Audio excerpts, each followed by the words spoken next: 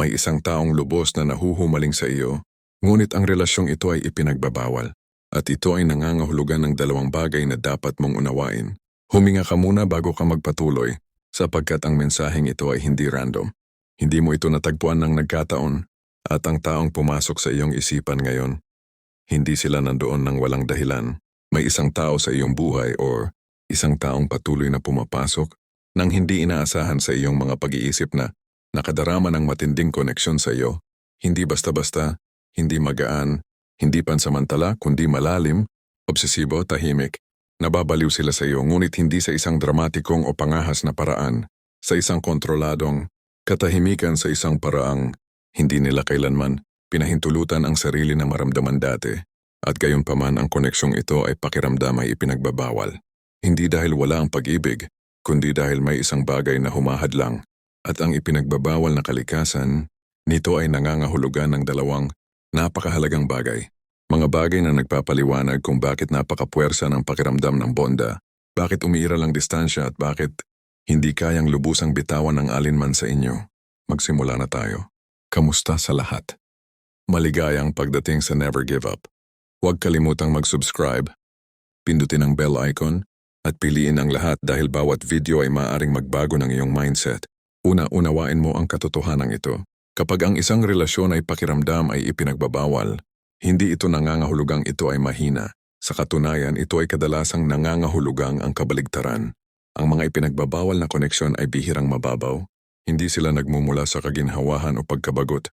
Sila ay nagmumula sa pagkilala. Ang taong ito ay hindi pinili na maramdaman ito para sa iyo. Nangyari ito ng dahan-dahan pagkatapos ay sabay-sabay na. Sa una, ikaw ay isang taong napansin lang nila. Pagkatapos ay isang taong iginagalang nila. Pagkatapos ay isang taong pinagkakatiwalaan nila. At pagkatapos ay isang taong hindi nila mapigilang isipin. Ang gumagawa nito na ipinagbabawal ay hindi kakulangan ng pag-ibig.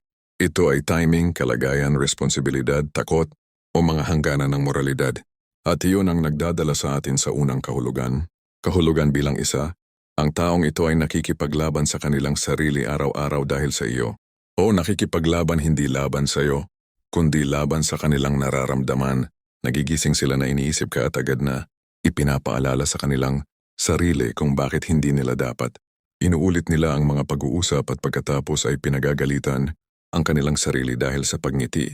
Naiisip nila kung ano ang magiging katulad na maging malapit sa iyo at pagkatapos ay isinasara ang pag-iisip dahil ang pagnanais sa iyo ay pakiramdam ay mapanganib, hindi sa kanilang puso ngunit sa kanilang buhay.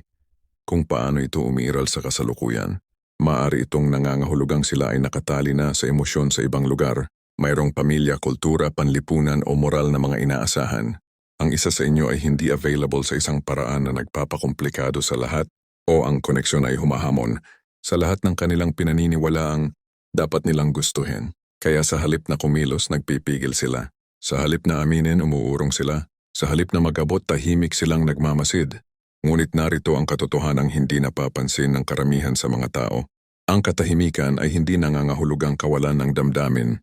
Kadalasan ito ay nangangahulugang napakalaking damdamin. Ang taong ito ay hindi kalmado tungkol sa iyo. Tahimik silang nauubos. At ang dahilan kung bakit hindi nila nilampasan ang linya ay hindi dahil hindi sila nagmamalasakit. Ito ay dahil masyado silang nagmamalasakit upang sirain ang buhay, ipagkanulo ang mga halaga, o magdulot ng pinsala. Ang panloob na pakikibakang yon ay nakakapagod. At ito ay nagpapaliwanag sa push at pull na enerhiya na nararamdaman mo. Bakit mo sila nararamdaman kahit na malayo sila? Maari mong mapansin ang mga kakaibang bagay. Naisip mo sila sa mga random na sandali. Nakakaramdam ka ng mga pagbabago sa emosyon ng walang paliwanag. Ang kanilang presensya ay nananatili. Kahit na sa katahimikan, nakakaramdam ka ng hindi tapos na enerhiya sa pagitan ninyo. Iyon ay dahil ang mga pigil na damdamin ay hindi nawawala. Sila ay nagiging masinsin. At ang masinsin na emosyon ay lumilikha ng kasidhian. Sa tuwing pinipigilan nila ang sarili na makipag-ugnayan, lalong lumalalim ang pakiramdam. Sa tuwing pinipili nila ang pagpipigil, lalong humihigpit ang bigkis. Iyon ang dahilan kung bakit ito hindi kumukupas sa paglipas ng panahon. Ito ay lumalakas. At ngayon dumating na tayo sa pangalawang kahulugan, ang isa na maaring pinakamakakaantig sa iyo, kahulugan bilang dalawa. Ang koneksyong ito ay umiiral upang baguhin kayong dalawa. Hindi kinakailangang mamuhay ngayon. Ito ang bahagi na hindi nauunawaan ng mga tao. Hindi lahat ng makapangyarihang pag-ibig ay dumarating upang manatili. Ang ilan ay dumarating upang gisingin. Ang taong ito ay pumasok sa iyong buhay upang ipakita sa iyo ang isang bagay at ikaw ay pumasok sa kanilang buhay para sa parehong dahilan.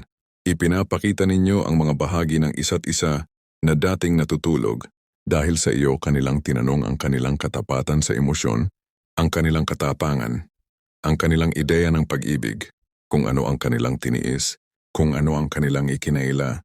Dahil sa kanila, ikaw ay nakaramdam ng mas malalim na pagkilala, nagising ang damdamin, nahatak patungo sa paglago. Isang pakiramdam ng ito ay mahalaga, kahit na walang nangyaring pisikal, kahit na hindi kailanman nasambit ang mga salita, ang koneksyon ay natupad na ang bahagi ng layunin nito. Hindi ibig sabihin nito ay tapos na. Ibig sabihin nito ito ay sagrado.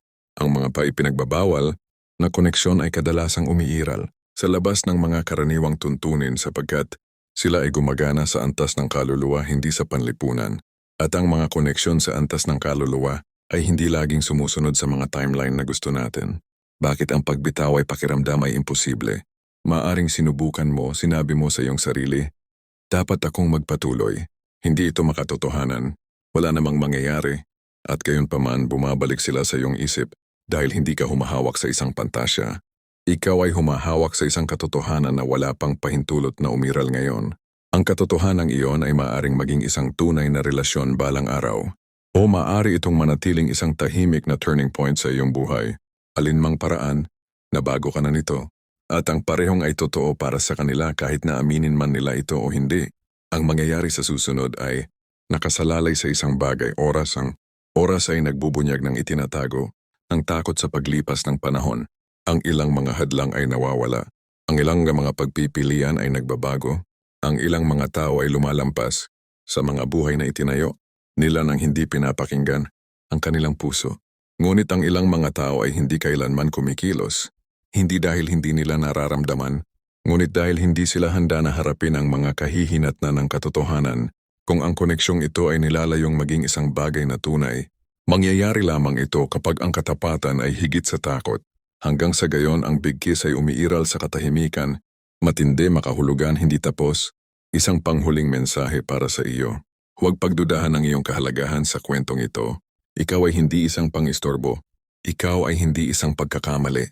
Ikaw ay hindi lang isang tao. Ikaw ay isang salamin, isang katalista, isang paalala ng tunay na pakiramdam. At kung ang relasyong ito ay maging isang nabuhay na pag-ibig o mananatiling isang makapangyarihang aral, hindi ito